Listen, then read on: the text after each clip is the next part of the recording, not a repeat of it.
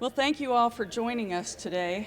My name is Loretta Godby, and I'm the Marketing Director for the National Association of Flight Instructors, and we are quite excited for the first time ever to present the 2021 Flight Instructor Hall of Fame inductees and the induction for these folks. And I'd like to introduce my colleague, John Niehaus. He's our Program Director as well as our Resident Administrator for the Hall of Fame program.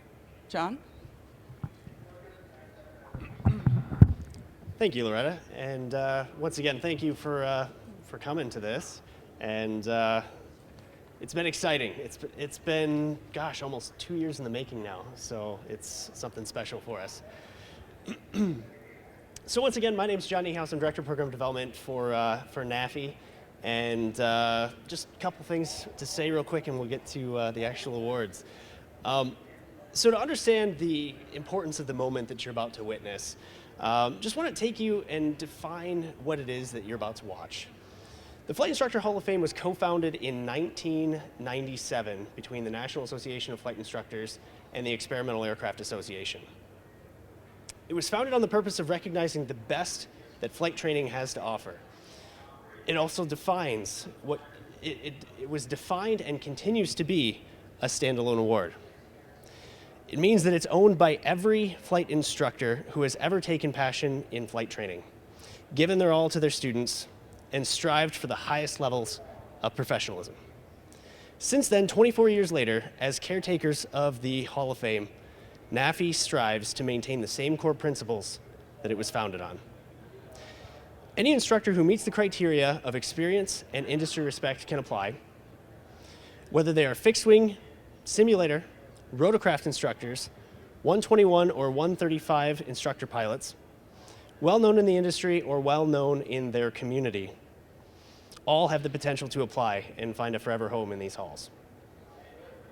Last year, we redefined our selection process to more fully represent the entire community of which we operate. NAFI does not participate in the selection process itself, but I'd like to recognize the amazing groups and individuals that do. I'd like to thank Helicopter Association International, American Bonanza Society, National Gay Pilots Association, Women in Aviation, Experimental Aircraft Association, and for generously letting this moment happen, National Business Aviation Association. Our respected judges include retired U.S. Marine Corps aviator and Director of Education and Training Services at Helicopters Association International, Greg Brown. Retired U.S. Air Force instructor and former 121 instructor pilot, Julie Tizard. Executive Director of the American Bonanza Society Air Safety Foundation and former Hall of Fame inductee himself, Tom Turner. Board member of Women in Aviation, extremely experienced and talented flight instructor, Brittany Tuff. And finally, former 121 instructor pilot, celebrated AOPA author, and another former Hall of Fame inductee, Barry Schiff. Now, before we announce the inductees, although you already know, let me share one quick fact that gave me pause for reflection. The Flight Instructor Hall of Fame requires a minimum of 20 years of active instructional experience. Now, we know that all of our inductees have put in a lot more time than that, but we're about to induct the 32nd, 33rd, and 34th inductees, which means that the Hall of Fame has a collection of over 680 years of flight instructor experience. Every pilot in this room has directly or indirectly been affected by these individuals. Our first inductee has over 40 years of instructional experience. He has been a Part 121 and Part 135 pilot. He's educated so many on jet operations with his Turbine Pilot's Flight Manual.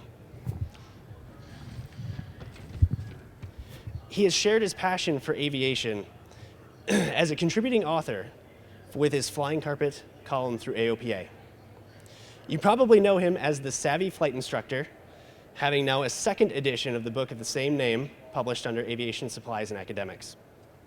And finally, he was the first ever accredited Master Flight Instructor. I'm proud to announce my friend, 32nd inductee of the Flight Instructor Hall of Fame, Greg Brown. Congratulations.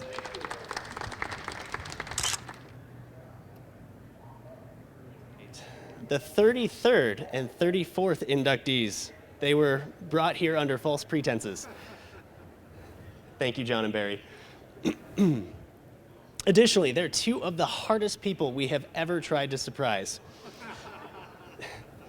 In the early 1970s, they began flying as, in their words, just something to do until they found their passion. After teaching a decade of live seminars, they realized they had the unique ability to connect with people on a fundamental level. For over 43 years, John and Martha King have provided millions of hours of instructional content to thousands of future and current aviators. As co-founders of King Schools, John and Martha King have given back to the community through articles to all of your favorite aviation publications, through seminars, educational scholarships, and corporate philanthropy.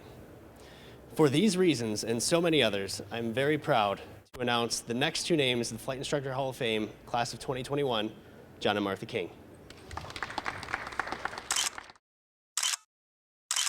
I'm Amy Sweezy. This is Nbaa TV, and I have a very special guest with me now, Greg Brown. Thank you so much for being here. Congratulations. Thank you very much. Inducted into the Flight Instructor Hall of Fame. How do you feel? I feel really great about it. There were a lot of people before me who were on this list who were my mentors. Sadly, some of them have passed. But the biggest honor is to be associated with them and also with the Kings, the current inductees, along with me. Fantastic. Tell me a little bit about your books. I understand you are a prolific author. You have several books. Well, the NBAA audience, many of them will be familiar with my book, The Turbine Pilot's Flight Manual, which I wrote in 1995. And I can tell you briefly the story behind it if you're interested. So when I transitioned from piston airplanes to turbine airplanes, I went to the library and the bookstore in those days to get a book that explained the basics of turbine aircraft. No such book. Couldn't find it. Couldn't find it. And having some marketing background, I thought, there'd be an interest in that book. So over the years as I got trained, I, along with Mark Holt, who's a Delta captain now, but back then he wasn't, and we wrote that book, which we sold on one telephone call to the top aviation press of the day. And it's in the fourth edition now. The fourth edition came out a year ago. I would guesstimate that the vast majority of the jet pilots under the age of 50 or so in NBAA have that book and have read it. So I'm real proud of that one because it's everywhere. Fantastic. You should be. Thank you. Now, the Flying Carpet is your special baby. We got to ask, how did you come up with that name? Where'd that name come from? There was a guy named Richard Halliburton, not aviation, but an author, a travel author in the late 20s and early 30s, and did stuff like stow away on freighters to travel the world, and then he would speak to radio audiences. And in 1930, he decided he wanted to go to the most remote place on Earth, which he decided was Timbuktu in Africa. So he bought a Stearman biplane, hired a pilot named Moy Stevens, and they flew all across. They went to Timbuktu. They flew all across Asia, giving the Shah of Baghdad his first flight in an airplane, headhunters in Borneo. I mean, big-time adventure in a little airplane. And I thought, we fly to the Navajo Nation Fair. We enjoy that adventure too. And so I think it captures for me the spirit of adventure. Our little 182, like Halliburton's Black and Crimson Stearman. Fantastic. Now, not only are you an author of several books, but you also are a photographer. Tell me about that. Well, I've been a photographer since I was a kid. And of course, I take the camera with me in the airplane. And I wrote this illustrated column, an aviation adventure column, for Flight Training magazine for 20 years. And so it was illustrated, so I was always shooting photos from the air. And over time, those photos have developed a life of their own. I've had several museum shows, solo shows, exhibits of my photography. And then I also sell those photos and so on. But I come from a background of design where the word plus the picture makes for a whole lot bigger thing than either one alone. And that really drives me a lot in my creative work. So you take pictures of the air and land. Do you have a preference? Well, I primarily shoot, if you could call it this, art landscape photography.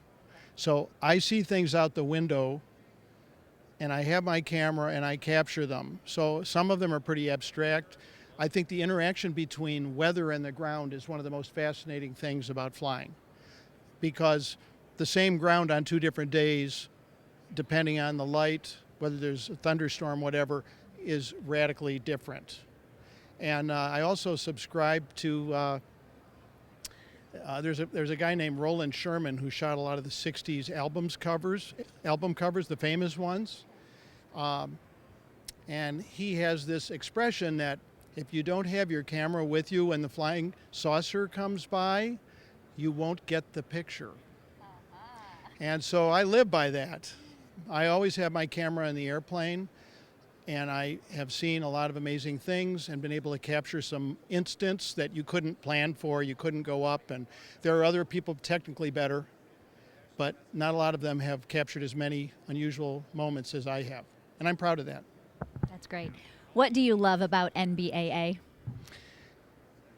You know, I think it captures the spirit of aviation as well as any of the other organizations, and maybe better than most of them, because you've got a lot of independent types who are both the owners of the aircraft and the pilots. And we have this rich variety of people, right? So you might meet someone who's in medicine or who's, right, the owners of corporate industrialists, and then the pilots are flying every different variety of airplane, and yet we all share this common passion, whether you're flying a Boeing business jet or a twin commander or even a single engine, a PC-12 or something. We're all in this together, and I think that's one of the most special parts about NBAA. Fantastic. Congratulations. Thank you.